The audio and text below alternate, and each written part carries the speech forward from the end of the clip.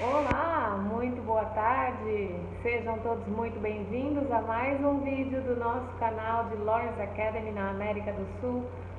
Vídeos feitos especialmente em português para as escolas parceiras, para as famílias enviadoras, para alunos que estão interessados em saber um pouco mais sobre a Lawrence Academy. Hoje, especialmente, o nosso vídeo vai falar sobre sistema de ensino. Eu tenho recebido muitas e muitas perguntas sobre isso. Como é que é o sistema de ensino lá? Um aluno que vai bem aqui no Brasil vai continuar indo bem lá? Um aluno que é médio aqui vai bem ou vai mal nos Estados Unidos? Como é que é isso, né? Então, em primeiro lugar, vamos deixar à parte a questão da estrutura física, que é superior sim à estrutura física no Brasil, né? Então, se a gente fosse falar, é mais seguro? É mais seguro. É mais confortável falando assim da arquitetura da coisa ou do design da coisa? As cadeiras são almofadadas, a sala tem carpete para ficar quentinho no inverno, mas fica fresquinho no verão, porque o ar-condicionado faz essa manutenção de temperatura para ficar agradável para o corpo. Sim. É melhor porque os livros não precisam ser comprados, os livros que o aluno vai usar já estão incluídos na mensalidade. Sim. O aluno tem mais conforto ali no sentido de precisa carregar todos os livros, todo o material para casa todos os dias? Não, tem armário. O armário não precisa nem de cadeado, porque ninguém mexe. Então, temos esses detalhes todos que dizem respeito à estrutura física e que sim, posso até depois, se você achar interessante, comenta aí aqui embaixo no vídeo. Comenta se você acha que isso é uma coisa interessante da gente falar um pouco mais, a gente fala. Mas quando a gente fala em sistema de ensino, eu vou abordar principalmente a questão da aprendizagem, ensino-aprendizagem, como é a relação do professor e tudo mais. Então, sistema de ensino no Brasil, vamos pensar no Brasil primeiro, né? O que acontece em termos de ensino médio? Em termos de ensino médio, geralmente a gente vai ter boas escolas com os componentes curriculares básicos, né, aqueles obrigatórios, que vão ser sempre matemática, português. O português vai subdividir em escrita, em literatura e tudo mais, e gramática. Matemática vai subdividir em geometria, trigonometria, e, enfim, álgebra. Essas matérias que hoje a gente não chama mais de matéria, né, componente curricular, mas essas básicas e umas escolas, as escolas que a gente costuma considerar escolas melhores, superiores, aqui no Brasil, elas vão colocar uma série de outros componentes curriculares importantes também, mas elas vão colocar isso fazendo com que o currículo do aluno fique super dilatado. Então o aluno vai para a escola de manhã e ele tem, num dia só, ele tem português, ele tem geografia, ele tem física, ele tem inglês, educação física e, eventualmente, em algumas escolas que estendem o período por aí, ele vai ter outras disciplinas ainda, né? Então, não é anormal a gente encontrar no Brasil escolas que deixam o aluno com 12 matérias no ano, 15 matérias, se contar sociologia, filosofia, educação religiosa, um monte de matérias aí que fazem com que o currículo do aluno fique dilatado. O que acontece com o aluno aqui no Brasil? Ele vai para casa com tarefa ou com a obrigação de rever pelo menos 5 disciplinas naquele dia. Quando ele chega na escola no outro dia, ele tem outras disciplinas e vai para casa com a obrigação de fazer tarefa de outras disciplinas. E muitas disciplinas de novo. E aí o que acontece com a mente do aluno? Né? Eu sei, você sabe, nós fomos alunos aqui no Brasil, a nossa mente fica totalmente compartimentada, né? Então, eu tenho que dar conta de português, eu tenho que dar conta de matemática, eu tenho que dar conta daquele monte, né? E, naturalmente, a tendência é que as notas não sejam tão boas. O que é normal. Existem alunos que se dão muito bem com essa quantidade de disciplinas? Sim, mas eu diria que não é a maioria, né? Ainda mais quando a gente considera que esse aluno volta para casa e ele tem balé, ele tem aula de inglês fora da escola, ele tem um esporte para fazer, ele tem Kumon para fazer, tem um monte de... citei o Kumon porque quero dizer reforço escolar, mas é isso. Então o aluno brasileiro ele tem uma carga enorme durante 3 anos de ensino médio e um desempenho médio. Ele não tem um bom desempenho medido por notas, né? Isso faz com que o aluno fique totalmente desmotivado e ajuda a ele pensar assim, bom, estou me dando mal no ensino médio, mas tudo bem, eu nem preciso me dar muito bem mesmo, porque depois eu faço cursinho e aí sim eu penso numa faculdade, entro numa faculdade. Nos Estados Unidos não funciona assim. Nos Estados Unidos, para começar o ensino médio são 4 anos. Começa no 9º ano aqui do Brasil e vai até o 12º. Então, 9º, 10º, 11º, 12º. Não conta 9º e depois 1, 2, 3. Né? Vai de 9 a 12. O ensino médio começa no 9º ano.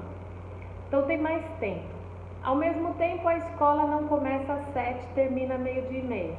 A escola começa às 8 e termina às 3 da tarde. Tem um intervalo de meia hora para almoço na própria escola. E um intervalo de manhã, um intervalo de 10, 15 minutos para um lanche rápido, alguma coisa assim, para não ser uma coisa muito puxada. Mas enfim, o aluno passa mais tempo na escola. Aí quando você olha a grade curricular desses alunos, você nota o seguinte: inglês e matemática ele vai ter todos os anos do ensino médio. Por quê? Porque são componentes curriculares que precisam de 4 anos de nota ali. Tá? Agora, química, ele vai ter 1 ano só. Física, ele vai ter 1 ano só. E assim por diante. Disciplinas cuja necessidade é um pouco menor, não são dadas por 4 anos. Só que acontece uma coisa diferente. O aluno vai para a escola, ele tem, durante um semestre inteiro, a primeira aula de manhã em português, primeira aula que eu digo primeiro tempo, um tempo até que grande, 2 aulas de português, depois ele tem 2, ou de português, de inglês, depois ele tem 2 de matemática e depois ele tem 2 de história, se for o caso. Nisso mescla computação, nisso mescla educação física, mescla artes, enfim. Mas ele vai para casa naquele dia tendo que estudar inglês, matemática e história.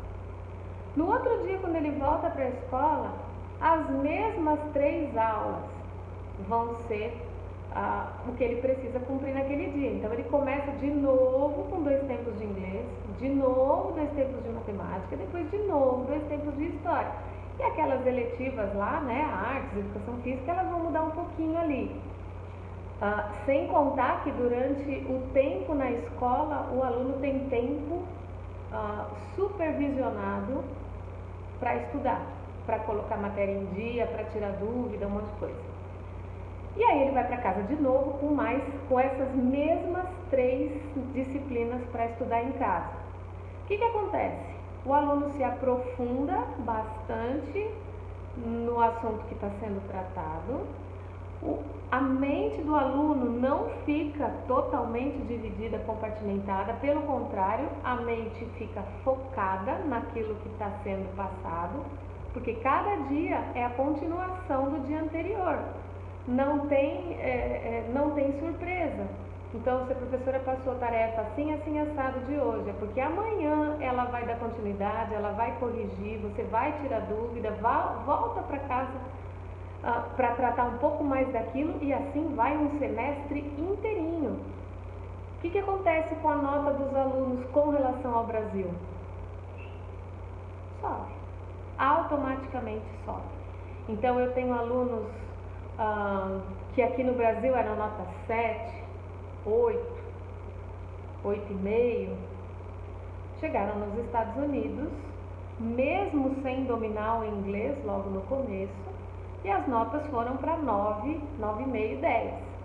Tenho aluno que não tem menos de 9 no boletim, né? E isso faz toda a diferença. Por quê? Porque na hora que você tenta ir para a faculdade nos Estados Unidos, você não faz uma prova daquela faculdade para ver se entra ou não. Você manda teu histórico escolar para aquela faculdade. Você escreve uma carta dizendo por que você quer ir para aquela faculdade. Você recebe cartas do diretor da sua escola, dos seus pais de família, cartas de recomendação para a faculdade ver que outras pessoas, o que outras pessoas pensam a seu respeito e por que elas elogiam, por que você merece uma vaga ali, mas principalmente vão olhar a sua média, né? Então, o aluno brasileiro que está acostumado a ter 1 milhão de matérias no ensino médio, chega nos Estados Unidos, claro, é o aluno que gosta de estudar, né, gente? Também não dá para falar que um aluno baderneiro no Brasil vai ficar tirando nota 10 nos Estados Unidos, porque baderneiro no Brasil vai ser baderneiro lá também. Então, não é disso que eu estou falando, eu estou falando de sistema de ensino e como isso se aplica e como isso reflete na nota, tá bom? O sistema de ensino, então, nos Estados Unidos é meritocrático. Vai entrar na faculdade o aluno que tiver uma nota melhor. Vai conseguir uma bolsa maior o aluno que tiver 0,1 a mais na média. É assim. Então, eu diria o seguinte, claro, aqui no Brasil não é fácil, mas você está na sua língua. Se você está se preparando, pensando em fazer o ensino médio, concluir o ensino médio, você não precisa ir no 9º ano para poder fazer o ensino médio. Você pode estar, eventualmente, no 2º ano aqui no Brasil e as tuas notas do 9º ano para frente do Brasil vão ser aproveitadas lá. Então, o que eu aconselho? Aconselho que enquanto você esteja aqui no seu país, aprendendo na sua língua, aproveite para tirar o máximo de nota possível. Aproveite e tem muito aluno, às vezes eu falo até para os meus filhos, deixou meio ponto para lá? Não deixa meio ponto para lá, vai atrás, se é direito teu e você fez certo, busca esse meio ponto e faz esse meio ponto aparecer no teu boletim. Faça isso hoje. Por quê? Porque quando você chegar nos Estados Unidos, essas tuas notas do Brasil vão valer para lá, e se elas forem boas, ótimo, porque você vai ter boas notas lá, provavelmente. Mas se elas forem ruins, elas podem te prejudicar, né? Então, eu aconselho isso, mesmo em pandemia, quarentena, ao invés de olhar para essa fase da educação brasileira em que você está longe, você tem dificuldades com relação a vídeo, aula virtual e tudo mais, aproveita, faça disso uma chance para você ter as melhores notas possíveis, para que teu boletim fique lindo, o mais bonito que ele puder ficar, para que ele seja bem aproveitado, bem visto na hora que você for participar da seleção, para ver se você tem uma vaga e principalmente para ver quanto de desconto você consegue em Lawyers Academy. Eu espero que esse vídeo tenha sido esclarecedor, espero que tenha ajudado, e eu sei que é bastante coisa para compreender, não posso fazer os vídeos tão longos assim, mas caso você tenha mais dúvidas, entre em contato conosco. LawyersAcademy.com é o site americano e você pode escrever que isso chega para mim também. Você pode nos enviar e-mail aqui no Brasil, lawyersacademy, tudo junto, .s de sul.america@gmail.com, lawyersacademy.s.america@gmail.com. Me escreve. Fora isso, Instagram, Lawyers Academy South America, e mande suas dúvidas. Um abraço e até a próxima!